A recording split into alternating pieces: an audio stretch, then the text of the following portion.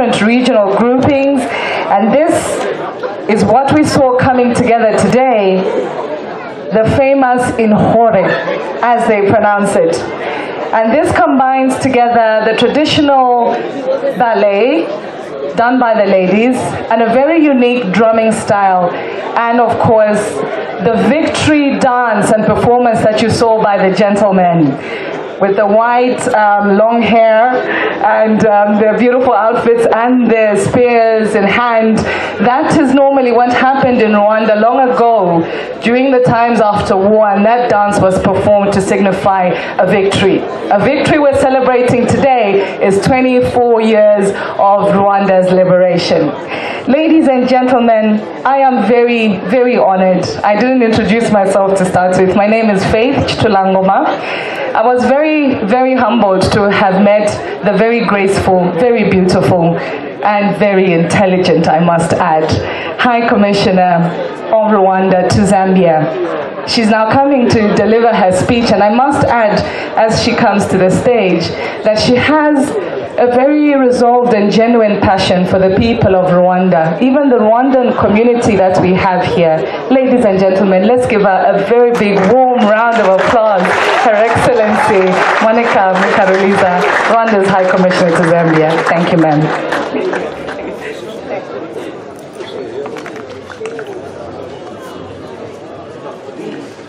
Thank you so much, MC. Guest of honor, Dr. Kennedy Malama, PS Ministry of Health, representing Honorable Dr. Chitalu Chirufya, MP Minister of Health, Bishop Dr. H.K. Joshua Banda, Excellencies, Ambassadors and High Commissioners, the UN Coordinator, Madam Janet Logan, Head of Diplomatic Missions in Zambia, members of the Rwandan community in Zambia, members of the press, distinguished ladies and gentlemen, all protocol observed. Let me begin by welcoming you all to this memorable celebration of Rwanda's 24th Liberation Day, a day otherwise celebrated nationally in Rwanda on 4th July. This year's theme for this important day in our country's history is Kwibohora 24, Together We Prosper. Indeed, we as Rwandans know pretty well what togetherness and unity or lack of it mean. Divided by the colonialists and escalated by the pre-1994 Rwandan leaders, Rwanda dropped to the worst abyss that many believed would bedevil it to very many decades. Fittingly, on this day, we as Rwandans pay special tribute to the Rwandan men and women who, in different ways, contributed to our country's liberation and progress thus far. Like many liberation struggles that Africa is awash with, the case of Rwanda took enormous sacrifice, including lives of many courageous men and women, some of whom paid the ultimate price. Armed with unbreakable determination to change the unbearable and desolate situation that Rwandans were in, these ordinary men and women carried out extraordinary acts of courage to save both lives and the country from complete oblivion.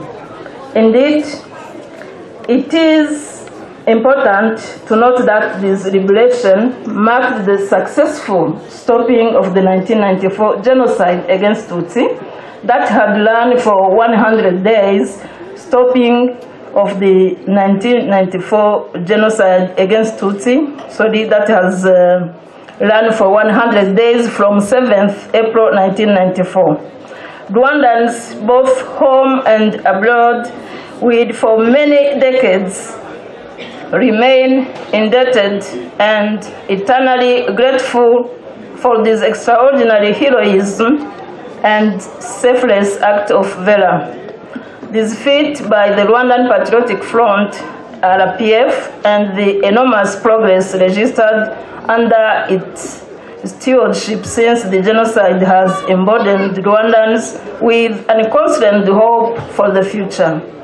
Guests of honor, excellencies, distinguished ladies and gentlemen, the political dispensation occasioned by this liberation of 4th July 1994 is the reason for the transformation we see in Rwanda today. This new lease of life was a result of the heroic sacrifices of these liberators and leaders of today. Leaders and politics that have cultivated reconciliation, unity of purpose, accountability, as well as an urge and vision for total transformation of the country. A country where the least privileged in the community are always on the priority list for provision of goods and services. The liberation we celebrate today marked the launch of a new vision for the country that has set a sure trajectory of transforming the economy and achieving middle-income status for Rwanda. A vision that stands for women emancipation and equality of all Rwandans. A vision that has worked tirelessly to unite and reconcile Rwandans after the devastating genocide. A vision that stands for zero tolerance of corruption and that demands for leaders accountability to the people. A vision and leadership that reject mediocrity and stand for independence and dignity. A vision and leadership that is characterized by an unwavering determination and zeal to build a diversified economy with empowered Rwandans. A leadership that is highly motivated to sustainably contribute towards building a strong, united, integrated, and respected African continent. Guests of honor, excellencies, distinguished ladies and gentlemen, the liberation struggle launched in October 1990 was necessitated by decades of divisive politics commenced by the colonial administration and subsequently escalated by the post-independence regimes. It is worth noting that governments between 1959 and 1994 institutionalized ethnic-oriented politics and discrimination against own citizenry. They with impunity abuse basic fundamental human rights.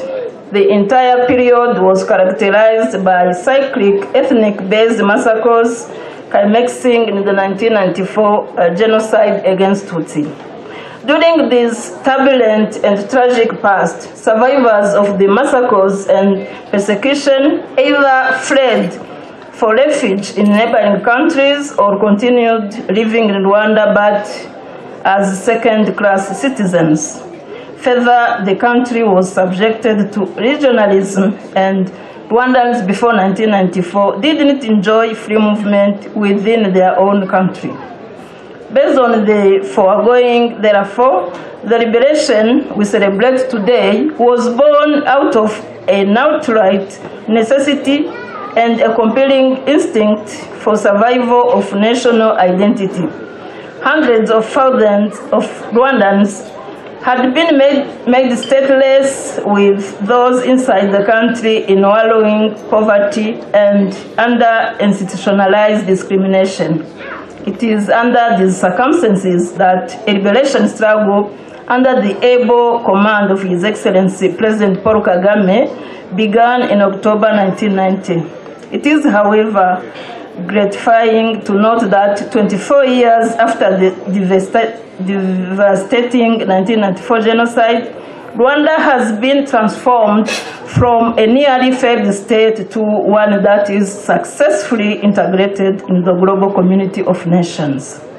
The country's current stability and increased role in regional and international arena has been made a reality in no small part, but by the visionary leadership of President Paul Kagame.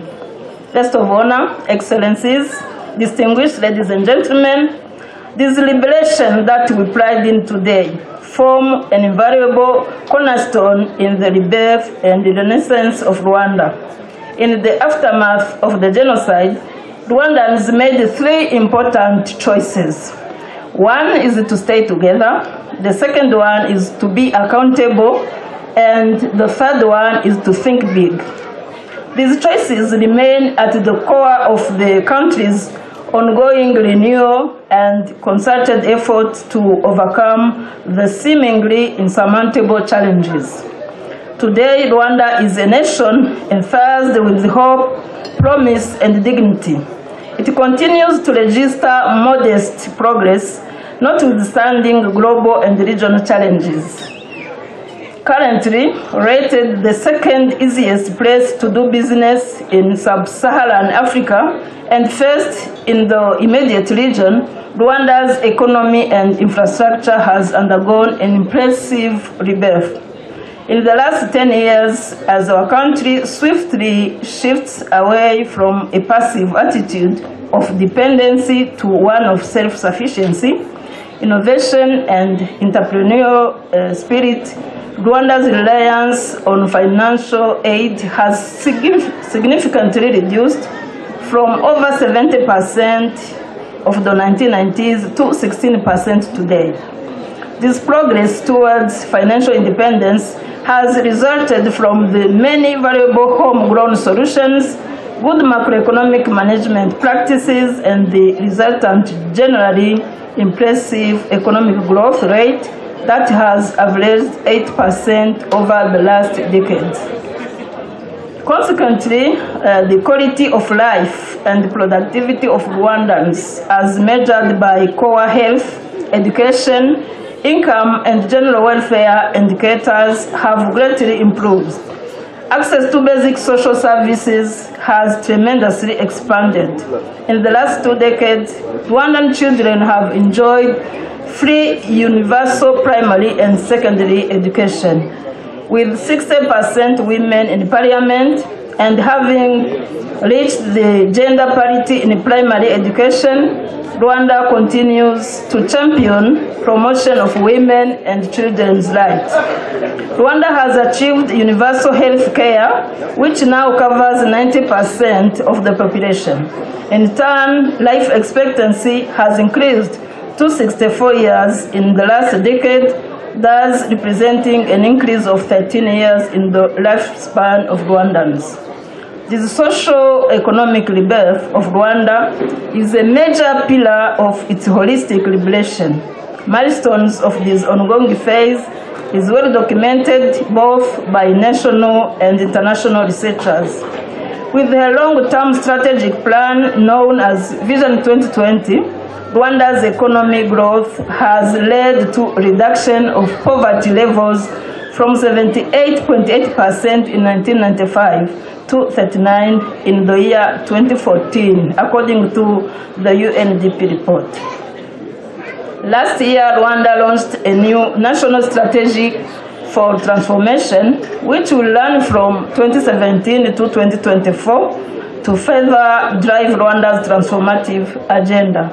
The National Strategy for Transformation, which embraces the Sustainable Development Goals, will scale up implementation of grown solutions that Rwanda is famed for.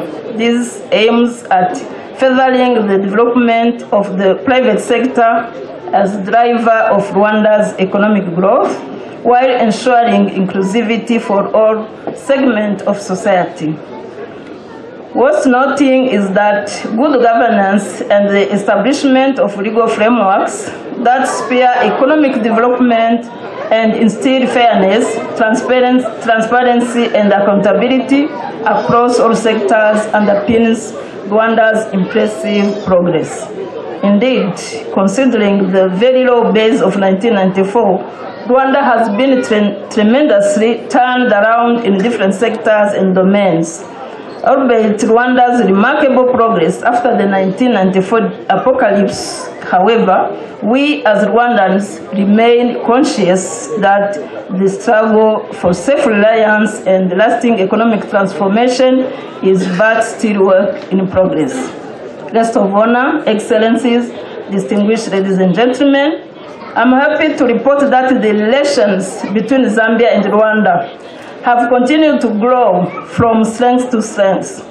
An upsurge of interactions and exchange of best practices between both countries and across many sectors is worth commendation. There is also growing networking between members of the private sector, thus signaling growing businesses linkages. Most importantly, we have in the last 2 years seen exchange of state visits by His Excellency President Paul Kagame and His Excellency President Edgar Chagwa Lungu. 7 MOUs, 7 Memorandum of Understanding, have been signed between both countries and across very strategic sectors of mutual interest. There have also been numerous exchange of visits at senior officials level, as well as the holding of a Zambia-Rwanda Joint Permanent Commission of Cooperation meeting. I wish to commend the government of the Republic of Zambia for having granted temporal residence permit to some 1,468 former Rwandan refugees, some of whom have been living in the country for the last 24 years. We believe this 3-year transitional period will help these former refugees make an informed choice as envisaged by the early secession clause. The choices at their disposal are two: either to regularize their stay in Zambia and be issued with residence permit, or repatriate back home. Rwanda remains a good partner in relevant sensitization efforts and continue offering consular support in the implementation process of both mentioned choices. Guests of honor, excellencies, ladies and gentlemen, as I conclude, Rwanda's journey and the positive turnaround in the last 24 years has been that of healing as well as reconciliation, hard work, resilience, and hope. Let me again thank you all for your show of friendship by your presence in this very event and in many others before. We as Rwanda attach a lot of importance in building unity of purpose as well as in cultivating variable bilateral and multilateral relations. Indeed, we are always stronger when we are together. Relatedly, during Rwanda's liberation anniversary in 2009, President Paul Kagame said, and I quote, "The story of our liberation is intrinsically linked to other struggles on the continent because of the commonalities and kinship we share. No country can achieve sustainable socio-economic transformation in isolation and without addressing issues of shared concern." End of quote. Thank you so much. Thank you for your kind attention. God bless all of you.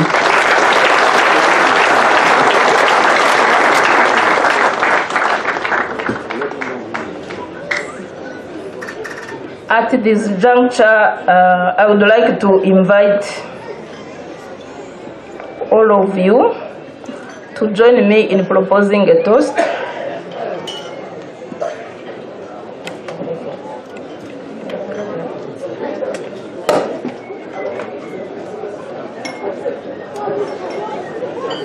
To the good health and well-being of His Excellency Edgar Chagwa Lungu, President of the Republic of Zambia. To the good health and well-being of our guest of honor. To the good health and well-being of the people of Zambia. And to the bilateral relations that are cordial between Zambia and Rwanda. May I say cheers?